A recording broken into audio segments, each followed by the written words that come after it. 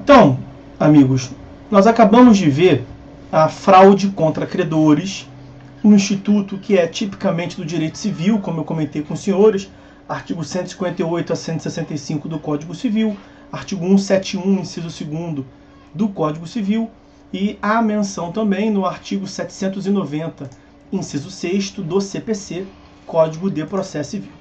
Uma segunda espécie de alienação fraudulenta, que faz, portanto, com que o exequente possa agredir o patrimônio que a princípio não é mais do executado, um bem pretérito, é a chamada fraude à execução. A fraude à execução está pertinho ali, da onde nós acabamos de estudar, está no artigo 792. Artigo 792 do CPC. E aí, ó, a alienação ou oneração de bem é considerada fraude à execução e traz os incisos, traz as hipóteses. Antes de analisarmos cada uma das hipóteses, eu quero mesmo ver com os senhores noções gerais a respeito da fraude à execução. Principalmente aqui para diferenciar da fraude contra credores. Então, a primeira informação muito importante é que a fraude à execução ela não depende de ação autônoma. Nós vimos que a fraude contra credores está lá no artigo 790, inciso 6º do CPC, a exigência de reconhecimento da anulabilidade do negócio jurídico do executado para o terceiro por ação autônoma, que é a chamada ação pauliana. Mas na fraude à execução, a efetividade é maior. O reconhecimento da fraude pode se dar de um modo incidental. Em regra geral, ela pode se dar de um modo incidental, não dependendo de uma ação autônoma. Eu digo em regra geral, porque nós temos uma hipótese de fraude à execução por meio de uma ação autônoma, que é quando a fraude à execução ela se dá após a alienação judicial do bem. Então, depois que o bem foi penhorado, foi alienado, foi expropriado, se descobrir a fraude à execução, isso é em tese possível, ou seja, quando a fraude à execução se dá na execução, quando a execução está num estado avançado, aí vai necessitar de um oferecimento de uma ação anulatória, de uma ação autônoma, como se exige em doutrina. Esse artigo 7, como se trata em doutrina. Esse artigo 792, como eu lhes disse, ele tem ali um rol. Né? A alienação ou oneração de bem é considerado fraude à execução e traz os incisos que nós não vimos ainda e veremos. E prevalece o entendimento de que esse rol é um rol exemplificativo. O rol é exemplificativo. Esse previsto no artigo 792, não tem nem como deixar de ser o inciso 5º. Ele tem aquela redação aberta, uma cláusula aberta lá, nos demais casos expressos em lei. Então, quando houver previsão em qualquer dispositivo extravagante de que a alienação será tida como fraude à execução, ela vai se encaixar nessas previsões como reconhecimento incidental, independentemente de uma ação autônoma. Tá? Bom, o que justifica o cometimento da fraude à execução, essa efetividade maior, é o fato de que o cometimento da fraude ela tenha ocorrido no curso de uma ação, enquanto tramitava uma ação. Então, a redação do inciso 4º, vou trazer aqui o inciso 4º, não vou analisar o dispositivo na ordem dele. Tá? Esse dispositivo ele é muito criticado pela doutrina, porque ele tem uma péssima redação. Tá? Então, o inciso 4º, ele traz uma cláusula geral da fraude à execução. Tá? Os incisos 1º, 2º e 3º são hipóteses, portanto, específicas do reconhecimento de fraude à execução. A hipótese mais ampla, a hipótese mais genérica da fraude à execução é do inciso 4º. Então, olha, a alienação será tida como fraude à execução quando, ao seu tempo da alienação ou da oneração, tramitava contra o devedor ação capaz de reduzi-lo à insolvência. Então, se ao tempo da alienação tramitava em face do alienante devedor, ação que era capaz de lhe reduzir a insolvência, aquela transferência de bens, em geral, pode ser, esse ato fraudulento pode ser praticado em partilha de bens, em renúncia à herança. São atos, portanto, de dilapidação patrimonial, de diminuição patrimonial do devedor, justamente para cometer fraude em relação a terceiros. Aqui o que nós estamos, ao fim e ao cabo, investigando é uma conduta do devedor no sentido de não adimplir, de não satisfazer o débito que ele tem em relação ao o crédito exequendo, né? Que ele tem em relação, em benefício do exequente. Então vejam, se ao tempo desse ato já tramitava contra ele uma ação e outro dado, essa ação aqui é uma ação de qualquer tipo, não é apenas uma ação de execução, tá? É uma ação de qualquer tipo. Pode ser ação de conhecimento, ação de execução, mesmo uma ação cautelar, a quem reconheça a possibilidade de uma ação cautelar. O que se exige é que se dê após a citação. Né? Exige-se a demonstração para a configuração da fraude à execução. Exige-se a demonstração de ciência do devedor alienante da ação que seja capaz de lhe reduzir a insolvência. Eventual transferência de bens antes da citação, aqui eu digo citação, mas a doutrina e a jurisprudência admite qualquer outro meio. Se o credor demonstrar qualquer outro meio capaz de assegurar, de comprovar que o executado, que o devedor alienante tinha conhecimento da propositura da ação, e não pela citação formal, você consegue encaixar como fraude à execução. Mas é muito mais difícil. O natural é que se dê pela citação. Eventual alienação antes desse momento da citação, você ainda pode encaixar como sendo fraudulenta. Mas aí não vai ser fraude à execução. Vai ser fraude contra credores, que nós vimos anteriormente. Então, para que se dê a fraude à execução, é necessário que o executado alienante tenha conhecimento da existência da ação de qualquer ordem. De qualquer ordem. Então não é, como eu lhes disse, não é propriamente a alienação que é um mal em si mesmo. O fundamento da fraude não é a alienação. O fundamento da fraude é a insolvência provocada pela ação. Então veja, uma ação capaz de reduzi-lo à insolvência.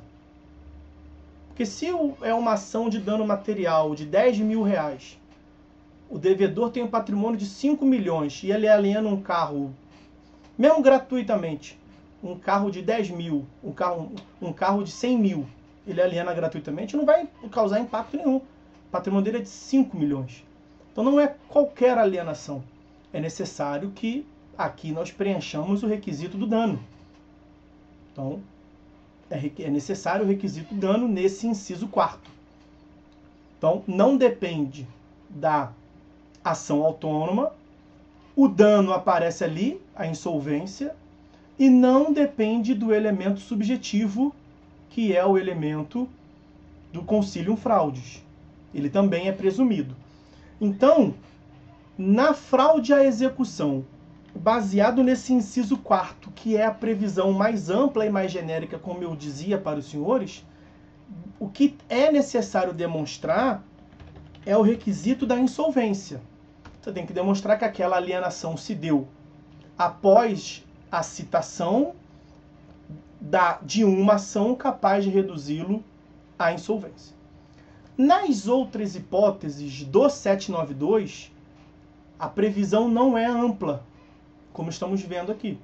A previsão já é específica, para casos específicos. Antes de eu trazer a redação, vejam, deixa eu apresentar quais são as hipóteses aqui, numa ordem geral. Nos casos dos incisos 1º, 2º e 3º, nós temos um credor que tomou uma providência para fins de se assegurar de um direito e também para, além de se assegurar do direito, também para aumentar uma presunção de conhecimento em relação a terceiros. Então os senhores verão que nos incisos 1º, 2º e 3º faz-se menção ao registro da existência da ação em cartórios dos bens. E aí potencializa-se ainda mais a alegação de fraude, fica muito fragilizado eventual alegação de um terceiro falar que não sabia da existência da ação. Como que você não sabia? Se eu, credor, fui ao cartório do bem que você comprou e no cartório do bem, na matrícula do bem, eu coloquei: ninguém compre esta fazenda, porque em face dela tramita uma execução.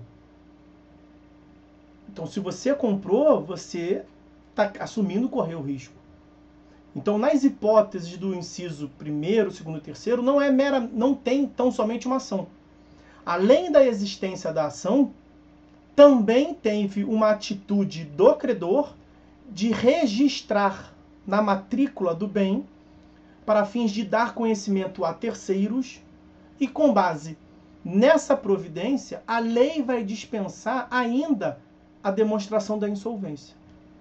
Então os incisos 1º, 2º e 3º eles são ainda mais efetivos, porque não precisa de ação autônoma, não precisa do elemento fraude e não precisa nem da insolvência. Então basicamente não precisa de nada. Caindo nas hipóteses dos incisos 1º, 2º e 3º, não tem o que fazer. É fraude. Ponto, parágrafo. Porque não precisa preenchimento de nenhum dos requisitos que nós estudávamos antes. Vamos ver as hipóteses. Acho que agora, lendo com essas informações, quando eu trouxer os incisos, vai ficar bem claro. Inciso 1º. A alienação será tida como fraude à execução quando sobre o bem pender ação fundada em direito real ou com pretensão reipersecutória, desde que a pendência do processo tenha sido averbado no respectivo registro público, se houver. Esse caso dispensa até insolvência. Não tem requisito nenhum. Porque a averbação na matrícula do bem, ela gera uma presunção absoluta de ciência erga omnes. Uma presunção absoluta de conhecimento de todos, de terceiro. Então, é uma conduta de um credor proativo. E ele registra na matrícula do bem a pendência da ação. Nos outros incisos será algo parecido. Agora, tem uma ação em curso, não tem? Mesmo que não tenha o registro na matrícula do bem, é possível que se dê a fraude à execução? Sim, é possível que se dê a fraude à execução. Pelo inciso 4º, que é a hipótese genérica. Só que no inciso 4º, sem a averbação no registro, qual é a dificuldade maior que o credor vai ter? Demonstrar a insolvência. Então a lei aqui trabalha com a hipótese específica nos incisos 1º, 2º e 3º para facilitar a vida do credor que facilitou a vida de terceiros. Não comprem esse bem.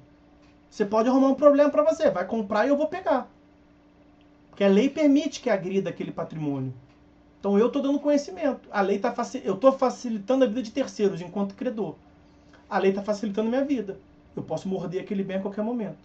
Sem precisar de uma ação autônoma, sem precisar demonstrar fraude, ela é presumida, sem precisar demonstrar o dano, a insolvência. Essa é a questão. Mas perceba, o que eu quero que os senhores percebam é o seguinte: não é necessário ter o registro de forma impreterível para que se reconheça a fraude.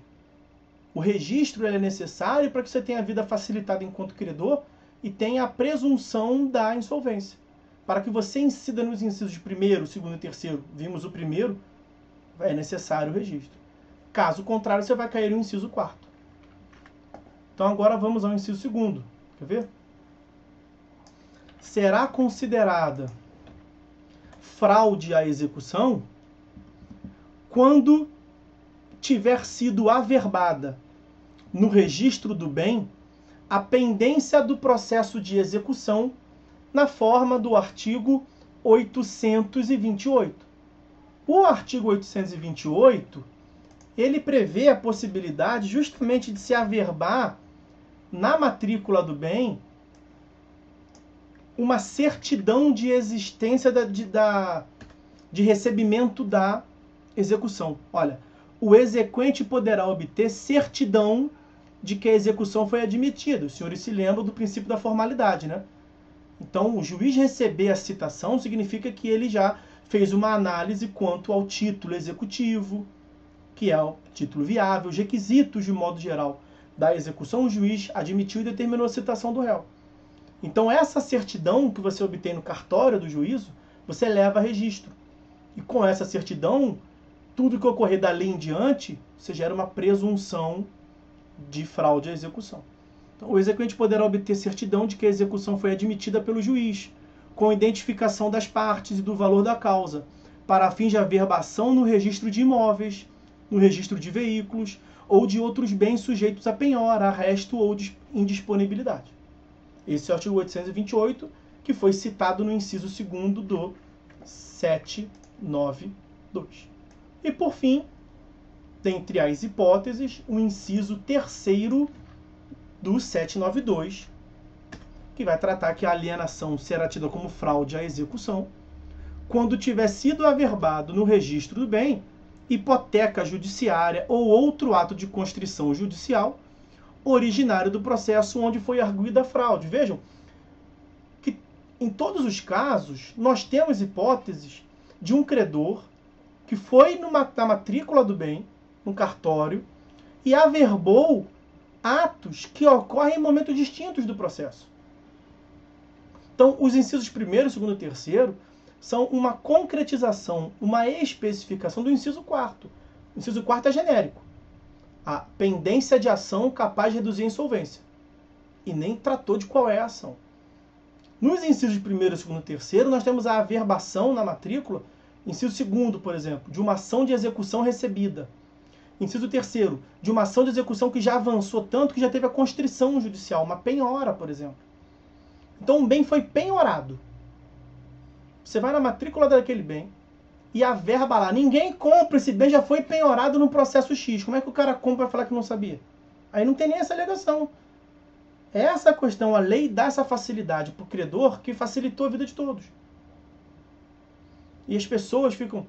Isso tem um custo, né?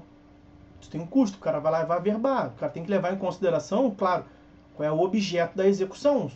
Dificilmente você vai ver esse tipo de providência numa execução de R$500, de R$1.000, R$1.500. Já numa execução de R$500 mil, de R$1,5 milhão, é uma providência que vale a pena para o credor gastar R$800 aqui para fins de averbação na matrícula. Porque facilita a vida dele. Né? Bom, essas são as hipóteses. Tá? Antes, ali no inciso 3º fala assim, hipoteca judiciária. Né? Hipoteca judiciária, os senhores devem se lembrar, isso aqui é visto lá em processo civil 1, tá? Processo de conhecimento. Está previsto lá no artigo 495 do CPC. As sentenças condenatórias podem ser levadas a registro na matrícula do bem. Com qual finalidade? Gerar um direito de preferência. Essa mesma lógica aqui, você gera uma ocorrência de fraude à execução. Vejam lá o artigo 495. Tá? O dispositivo faz menção ali à hipoteca judiciária ou outro ato de constrição. Tá? A hipoteca judiciária, então, é um exemplo de uma constrição judicial que é feita antes mesmo de uma fase executiva. Como eu disse, a hipoteca judiciária é a averbação de uma sentença condenatória, antes mesmo de se começar a fase executiva. Por que o credor faria isso? Quer ver? Pensa numa hipótese. Você ganhou uma sentença que condenou o réu a te pagar R$1 milhão. Mas você sabe que aquele réu está quebrado. Aquele réu tem como patrimônio uma fazenda de R$1,5 milhão de reais. R$1,5 milhão de reais. E ele foi condenado a te pagar R$1 milhão. Só que ele te deve R$1 milhão. Mas deve para outra parte R$1 milhão. Deve para uma outra R$1,5 milhão. Deve para uma outra 10 milhões. E deve para mais tanta, 500 mil para um. Ele deve para a praça inteira. Está quebrado. Ele não vai pagar para todo mundo. Então o que você tem que fazer? Tem que correr para assegurar o seu direito. A hipoteca judiciária, nós veremos até para frente melhor, tá? Ela gera um direito de preferência. Vigora nessa lógica de constrição judicial, de penhora, eu vou falar disso melhor adiante, tá? Prior tempore portio iure. Significa que quem penhora primeiro recebe primeiro, basicamente isso. E a hipoteca judiciária tem uma finalidade parecida com a de penhora, uma constrição judicial. Então lá na hora de receber, porque na hora de todo mundo, quem foi condenado, declaração judicial, você pode ter um montão. Eu tenho um crédito de 1 milhão, eu também tenho um crédito de 1 milhão. E eu de 100 milhões. Tá. Quem vai receber? Se o mesmo devedor não tem como pagar a todos, vai receber quem chegar primeiro. E quem chegar primeiro não é quem começa a execução primeiro. Não é nem às vezes quem faz com que a execução ande mais rápido. Às vezes é quem foi lá na matrícula e averbou. Já garantiu um direito de preferência, ok? Bom, tá visto aí. Caiu na fraude à execução, fica afastado do elemento objetivo quanto ao elemento subjetivo. Tá, então, na fraude à execução, fica afastado, vamos lá, fica afastado da ação autônoma. Ponto final, não tem dúvida. Afastado da ação autônoma, porque é um reconhecimento incidental. Na fraude à execução, fica afastado o elemento subjetivo com um asterisco. Vou falar um pouco melhor sobre isso adiante. Tem uns parágrafos ali para eu explicar.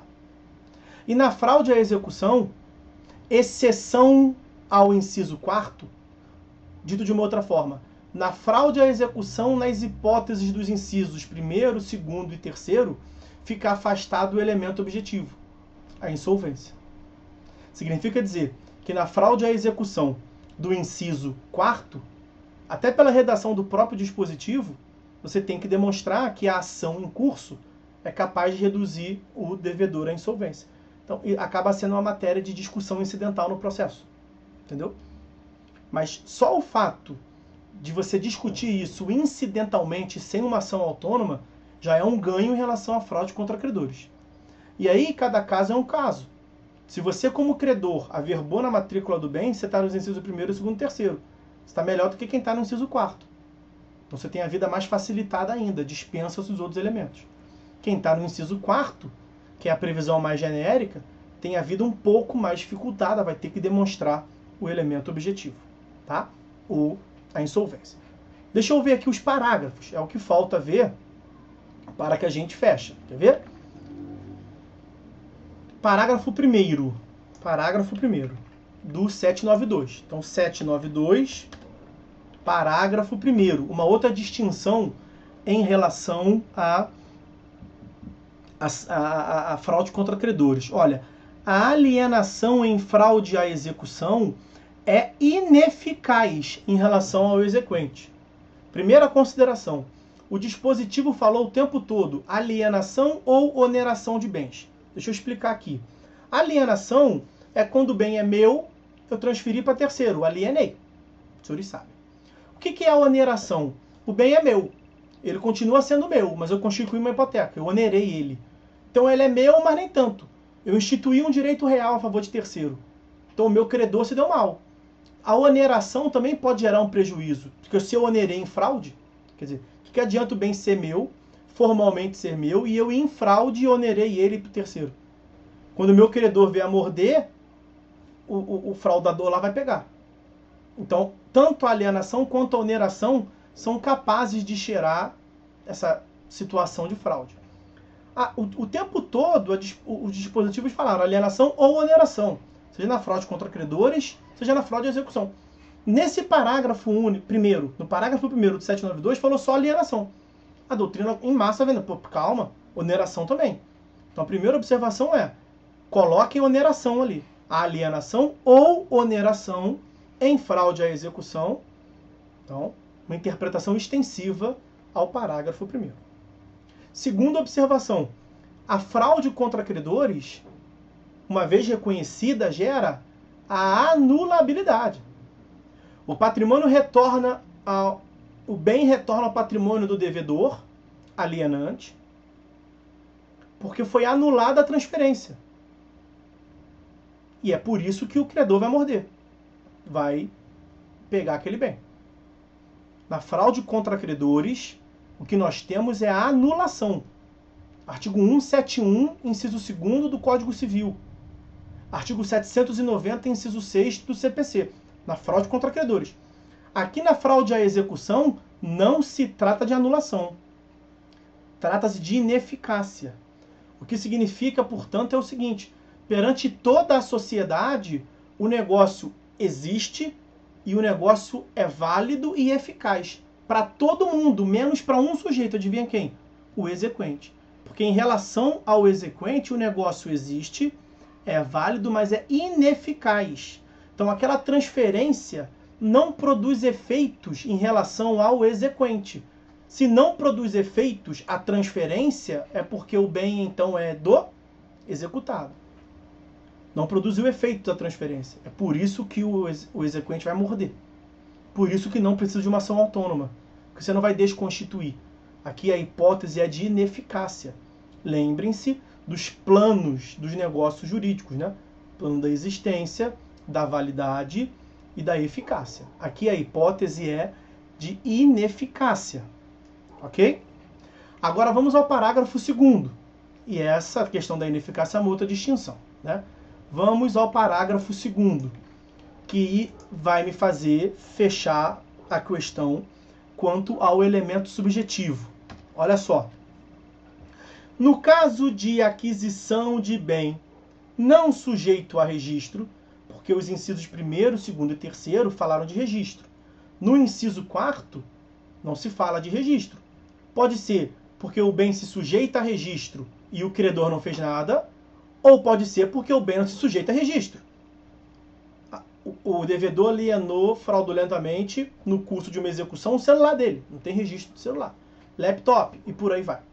Então, no caso de aquisição de bem não sujeito a registro, o terceiro adquirente tem o ônus de provar que adotou as cautelas necessárias para a aquisição mediante a exibição das certidões pertinentes, obtidas no domicílio do vendedor e no local onde se encontra o bem.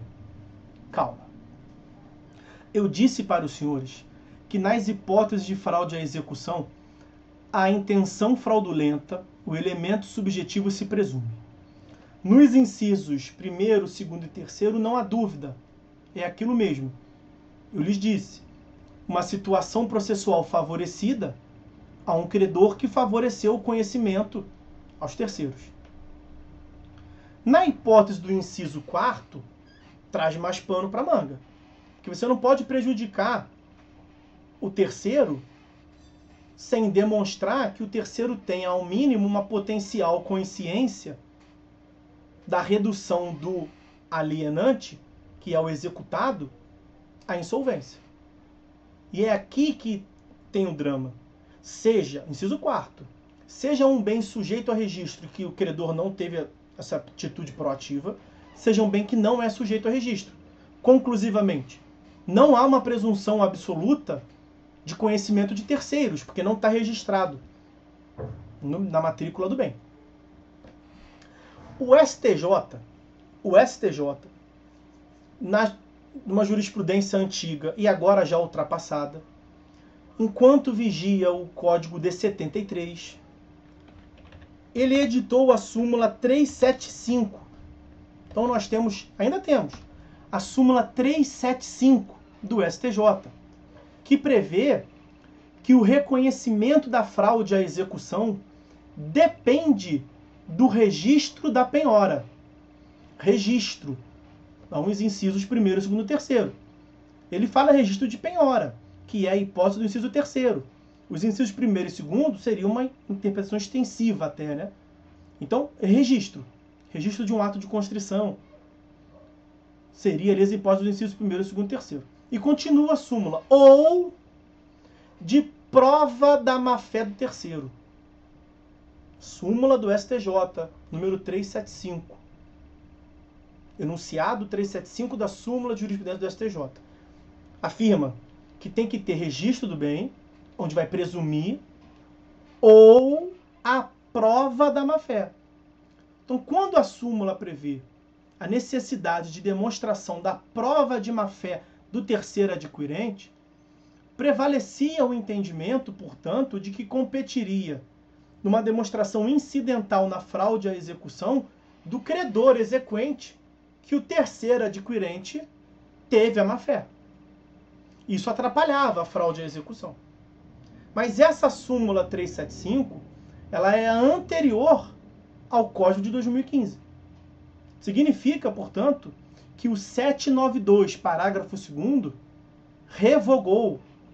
A súmula não é bem revogada, né? Mas modificou, portanto, tacitamente, o significado dessa súmula. Porque a disposição normativa, é texto de lei.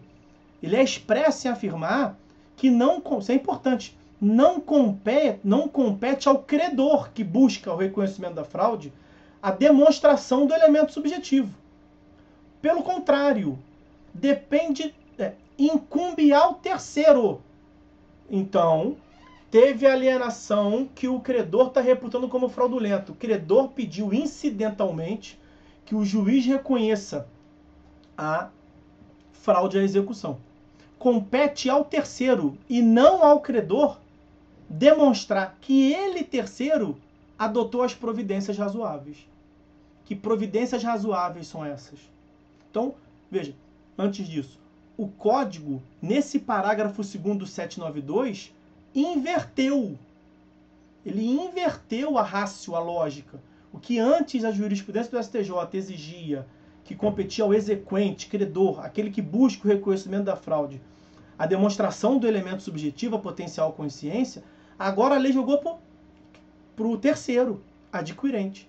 A demonstração que quando ele celebrou o negócio, ele adotou as providências necessárias. Que providências necessárias são essas?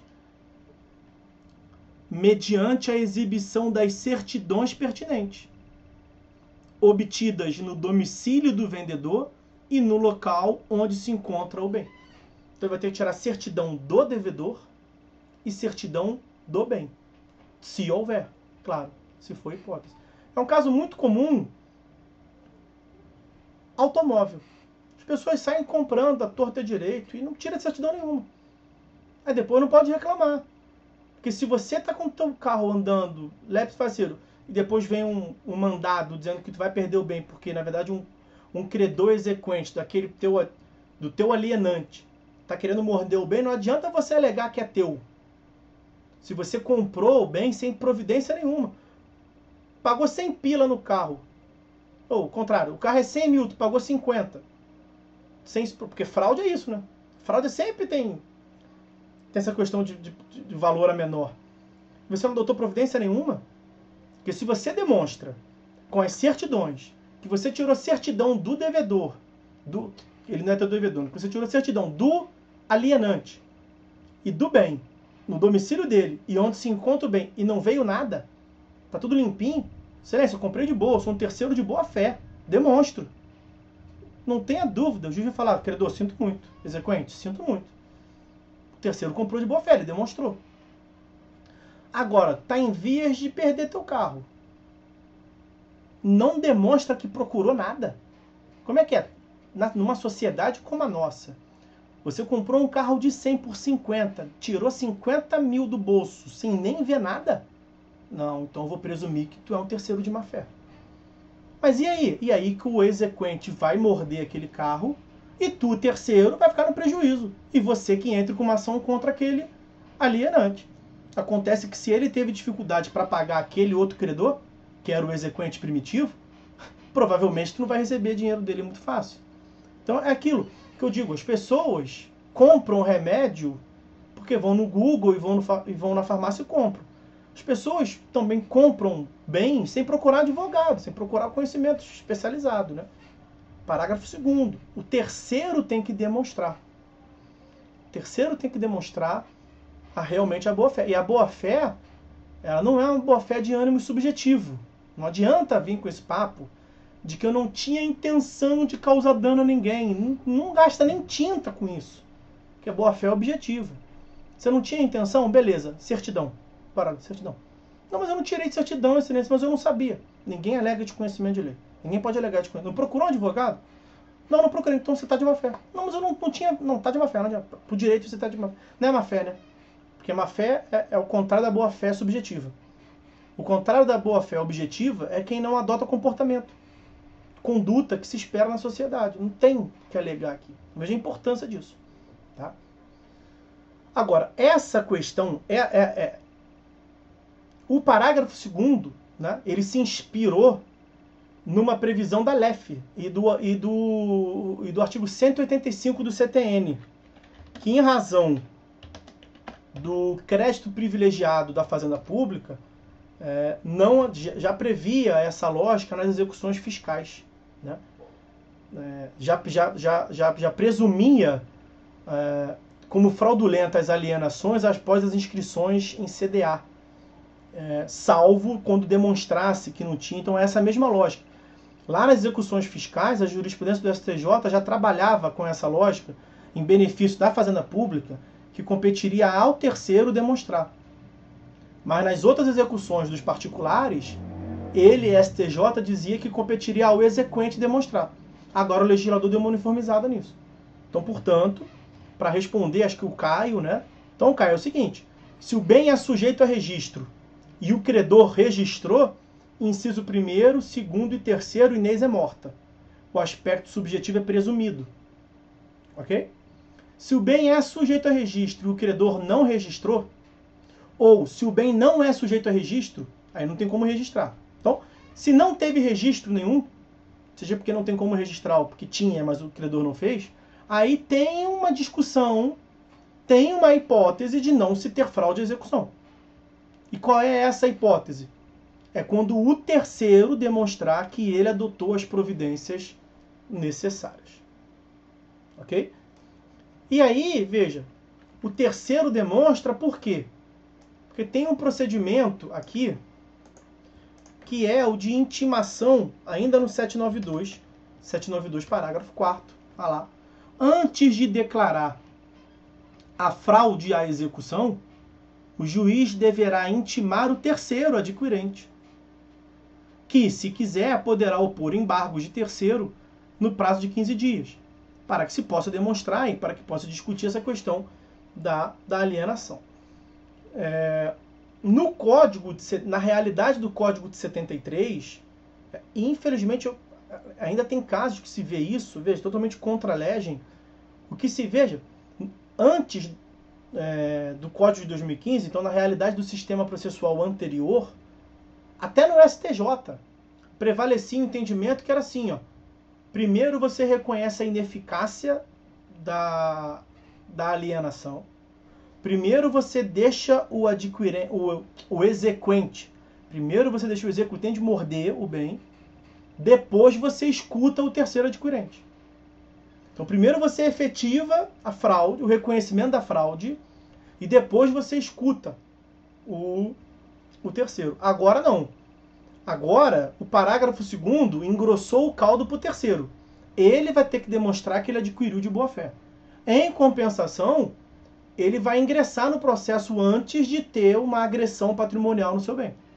Então o procedimento é o seguinte: tem uma discussão incidental de fraude. Intima o terceiro para que ele tenha a oportunidade de discutir a questão da aquisição, da boa fé objetiva. E aí depois não se teve o que fazer, se não ficar demonstrado, aí que se agride o patrimônio dele. Ok? O parágrafo 3º, só para não dizer que eu não falei, ele tem uma previsão específica quanto ao IDPJ. Então, 792, parágrafo 3º. Tem a previsão específica de desconsideração da personalidade jurídica. Tá? Olha lá, nos casos de desconsideração da personalidade jurídica, a fraude à execução verifica-se a partir da citação da parte cuja personalidade se pretende desconsiderar. Então há um efeito retroativo a partir da citação. Agora, a parte que se pretende desconsiderar, quem é? Quem é a parte... Como é que é? Olha lá. A parte cuja personalidade se pretende desconsiderar? É o executado originário, né? O executado originário é a parte que se pretende desconsiderar para agredir o patrimônio daquele que se visa ocultar, né? Então é a partir da citação. Veja, não vai ser considerada fraude de execução, Mariana, apenas quando se reconhecer a desconsideração, né? Nós temos um procedimento do IDPJ. Agora a desconsideração não se faz a bangu, né? Não sai do nada uma decisão. Então tem que citar no IDPJ para ter um incidente em contraditório, para depois se reconhecer a quebra, aquela desregada doutrine, né? Para se reconhecer a desconsideração. Considera-se em fraude desde a citação. Então, quer dizer, considera-se em fraude antes mesmo do reconhecimento formal da desconsideração. Desde a citação no incidente de... Vejam lá o artigo 137 do CPC. Tá? Bom, então, sobre a alienação fraudulenta, era isso. Fraude à execução, mais precisamente, acabamos de ver.